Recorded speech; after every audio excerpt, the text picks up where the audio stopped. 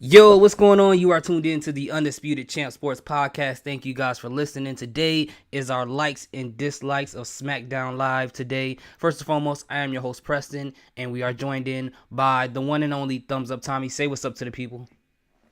What's up, everybody? Happy Tuesday night. Let's get into the blue brand. Let's roll. All right, and we are also joined by the man of the hour, Carmine. Say what's up to the people. Preston,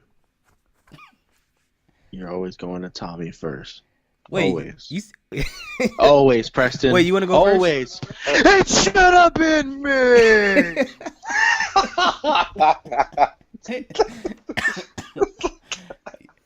Oh man, that dude. No, really, that was really a good setup. That was a good setup. I was like, wait. We always say the best for last. So what you tripping about? Then I gotta show a video of Carmine asking to go second. Tommy didn't quit. He didn't quit. Oh shit! Oh, all right, Josh, anyway, let's talk about our likes and dislikes about this. So perfect segue. Who wants to go first on the likes? All right, my likes is the opening segment and the opening match. That's my likes. That's my likes. The opening segment with Kofi and Dolph, it was awesome. It was great. I loved it. And then the match that followed was really good. Dang, it stops there, huh? My likes? Well, I mean, it's pretty obvious the 24/7 shit with R-Truth. It's like, we gonna say that every show, bro. That must be the Firefly Funhouse stuff. Because we gonna like it every time. Yeah. I mean, I gotta leave something for y'all. Like, exactly, I mean? Dude. You gotta leave something for us. that's why he only said that segment. Yeah, ain't fun unless I get some. Yeah, I'm with Carmine, man. I like the opening segment. And it's funny, I like the fact that I really love the part where Kofi Kingston was in Ghana. That was great. I like stuff. I don't know what it is. Lit. I like seeing celebrities go to Africa and showing off the belt and everything. I like stuff like that. I don't know why. Yeah, it gets me every time.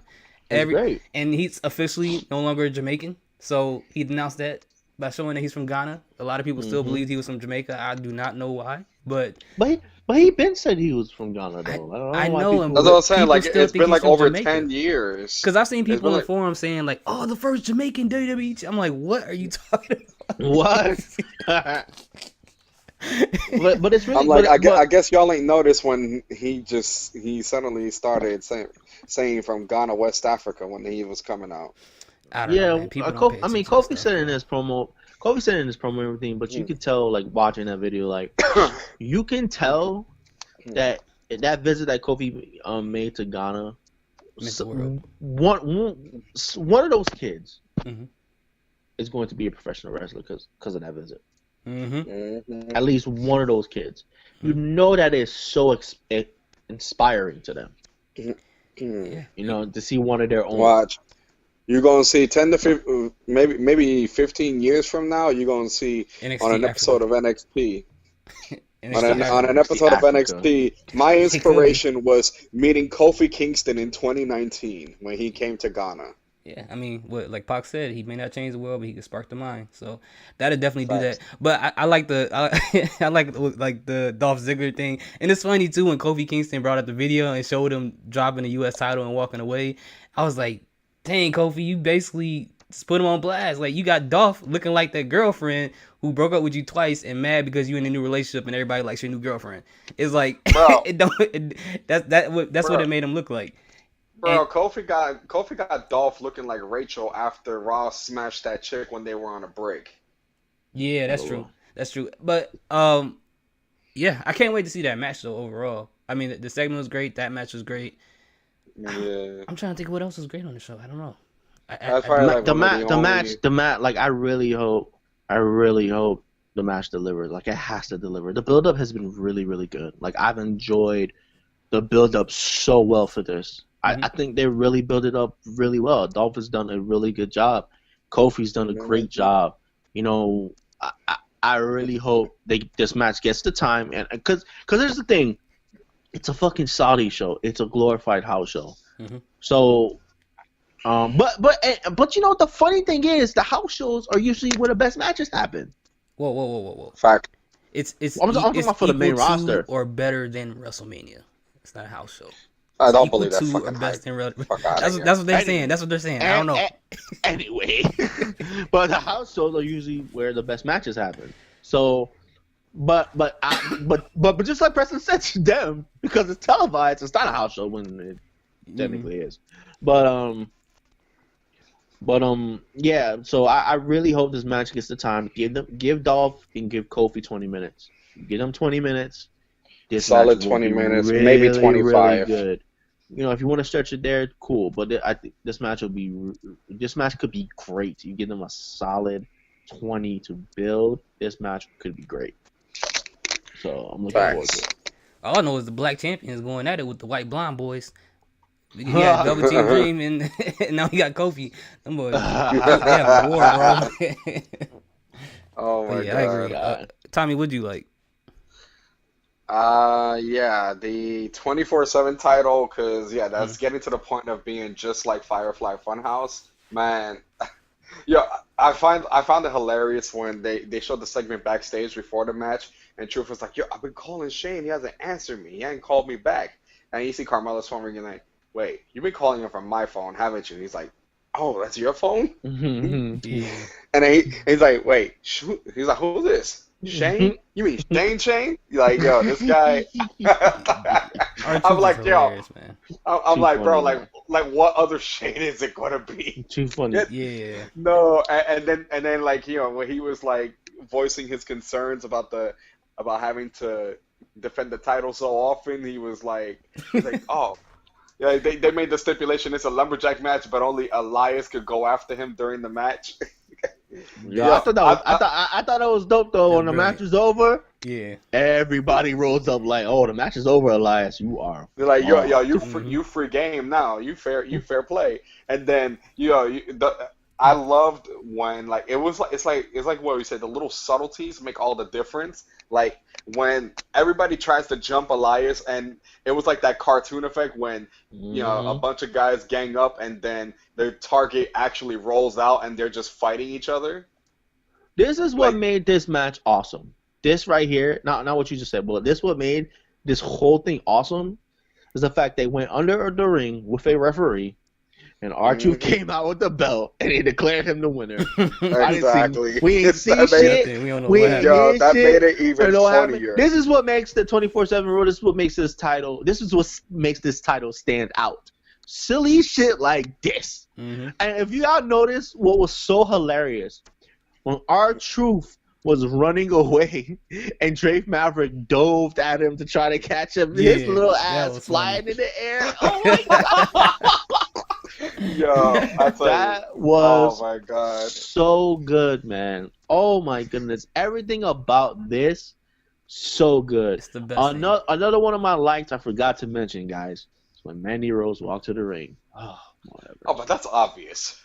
Oh man, I gotta mention it, bro. We got listeners. Facts. Guys. No, but definitely. Man, oh man. No, I agree. Out of all the 1000% blondes on in that. WWE, I think she might be my favorite, guys. I don't know. Oh yeah, she's I definitely don't the best blame one. you. It's definitely it. For me personally, it's between her and Alexa Bliss, and right now she's winning. Facts. For me, yeah, but for me, definitely. Definitely. Definitely, like, not to go too much ranting on this one because we kind of went into deep detail on the Raw review. I think eventually, for sure, Drake Maverick is going to catch R-Truth slipping. Yeah. He has to. Like, there's no way that he's going to keep being so active chasing Truth and he's never going to catch him. Yeah. But, yeah, so that was my, like, Preston, you're up. Oh, I already said my like. Yeah, I said the same thing. I kind of piggybacked off of the Dolph Ziggler thing. I said Kofi Kingston going to Africa. And the what's it called? The Firefly Funhouse.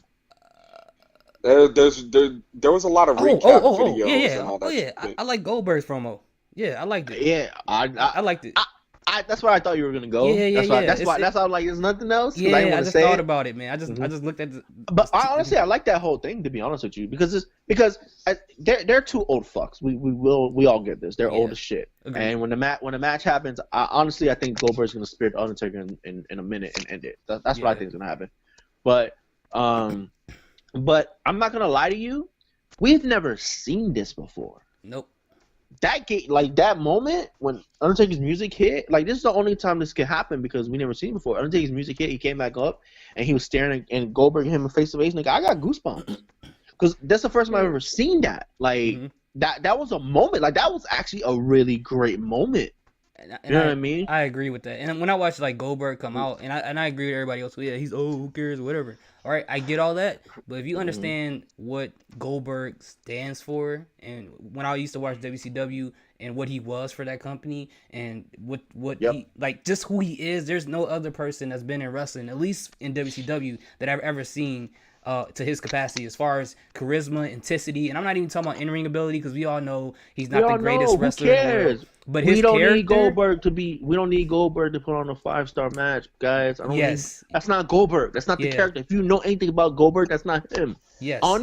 I don't need Goldberg in a 10 to 15 minute match. Put Goldberg in there, 3 minutes. I want to see the guy that had the best spear in the business spear the shit out of somebody. Yes, and that's what he is. Intensity, a whole bunch. That's just who he is, and I've always liked him. And one of my favorite belts of all time is the Big Goldie, and it always looked great on him, in my personal opinion. But the Big Gold belt's my favorite belt. Period. Yeah, absolutely. That's my favorite title. That looks out of all the championships, all the heavyweight championships, that looks like a heavyweight belt. Title because it's so big, and just the design on it is just it's so immaculate, and the gold stands out. You feel like $1 million bucks. Huh? I said the closest thing to it is the UK title. Like right now, I probably have to think about it. In a way, honestly, the UK title got too much design in it. For me to say that, because the gold. That's the thing about the big gold belt. It didn't really have any like crazy designs on it. It's just a big gold belt. Yeah, it was just like plain, and that's what it was. That's what made it special, is that it didn't need all that overly, because it was already in itself. It just had so much mystique, and it already had all. It just looks so regal. And for me, honestly, this is why I always put Ric Flair above Hulk Hogan. This is why because when I look at Hulk Hogan wearing a WWE title, and I look at Ric Flair wearing a World Heavyweight Championship, I'm like, yo, I'm gravitating towards that guy. Yeah, that title looks more important. Just the look of it is so prestige. That's how, and obviously, Ric Flair delivers with his promos and everything, in-ring ability. We all know he's better than Hogan every single facet. We all know this, but just by him wearing that title, I'm like, if I look at them side by side and each wearing the respective championships, I'm like, that shit looks more important. That title looks awesome. Like, I'll get behind that guy, because that title, boy. Because I think the WWE belts, it looks way too branded, and I get that's the point, but when you have a belt that doesn't look branded and it's big and gold, it looks like you're the champion of just whatever. I hate it. Even though it wasn't that, even though it didn't change, the change wasn't that bad, but I hate it when they changed the gold, the big gold belt a little bit in when it went to WWE. They kind of changed it a little bit. Yeah. They made it like it was not as shiny. It was like a little bit more like darker. Yeah, like, you know what I mean? Like, yeah, because I remember when Booker had it. It looked a little different. Yeah, I hated that. It didn't look bad or anything. I just like the original design, and obviously they did that because the original design is a WCW title, so But yeah, but that was an awesome moment, and I just want to get this out the way, guys. If you listen to our Raw review, anything about Shane McMahon is my negative. Just put it out there. That's my negative. Automatic. Oh my god. No questions asked. That's an automatic dislike. And I know I only watch highlights. I'm gonna be honest with y'all. That woman's triple threat. Didn't do it for me, guys. It didn't do it. Nah. Yeah, neither one of those blondes had chemistry in the ring. Don't put nothing but blondes in the ring together. It's not gonna work. It's not gonna work, man. Facts. You got one blonde that's getting blown out by a Latino. She don't give a fuck right now. Mm-hmm. You got another blonde character is up and down. They don't know what they doing with her. I'm talking about Alexa Bliss. And then you got another one that's basically the commentator. That, and she's basically in like one of the hottest like acts in WWE right now. Yeah. So her in a match is cool, but I just want to see our Carmelo with Truth right now. I'm gonna be honest with y'all. Yeah. I don't even want to see her in the ring, to be honest with y'all. Not to say like I'm not trying to sound like sexist or anything, but I think her and Truth, it's a partnership. That dynamic together works perfectly. Like there's not one. Honestly, to me, there's not one bigger than the other. I just think they work great together. Period. They do. They really do. Mm-hmm. So, I think like our Truth is the best thing to happen to her. I agree. This is her best run in WWE. Period. Like people don't understand. Like people always think for someone to have an awesome run in WWE, they always have to wear a belt. No, she had a belt. She was okay as a champion, but her best and most interesting run is right now what she's doing. Is ever since she got together with R-Truth, the whole dance break thing. And when the dance break thing faded away, they found a way to bring it all back with a 24/7 title, and now it's just awesome. You got her fucking super kicking a dude.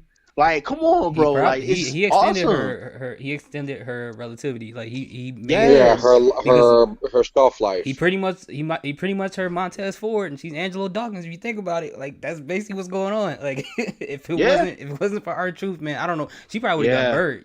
Like, but that is so true. But that is so true. Like if Montez Ford was never in a performance center and they never put him together, Angelo Dawkins probably would have been released. He probably would have been future endeavored. Yeah, probably would have been released. So I'm not saying Carmella would have because she's blonde. They keep her around. They keep the blondes around. But her career wouldn't be as potent as it is right now. It's great, and also this could also help her. Let's say if they want to push a real strong babyface title push for Carmella. This is going to help. Mm-hmm. This is what's going to make her in people's eyes so over once she actually does go after a belt. You know what I mean? Yeah. Like actual go after a belt. She's going to be a hot babyface. She's hot, but she's going to be a hot babyface because of everything with R-Truth. Yeah, and it adds so many elements to her character, like the dance break, like you said. I'm just going back to what you were saying, because without that, what much was there to her character? She's the girl that comes out and moonwalks and talks stuff while she walks down the ramp, but there is nothing else outside of that to her character.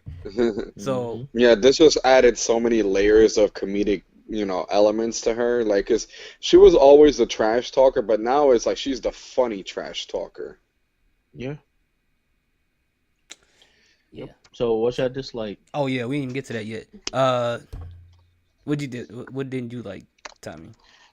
Me, I don't know, because you guys kind of covered it all. Pretty much. I mean, like, there's really not much to go by. You know what? Yeah, I'm gonna just go with this. Like, I didn't like the Andrade element, like how they did with him.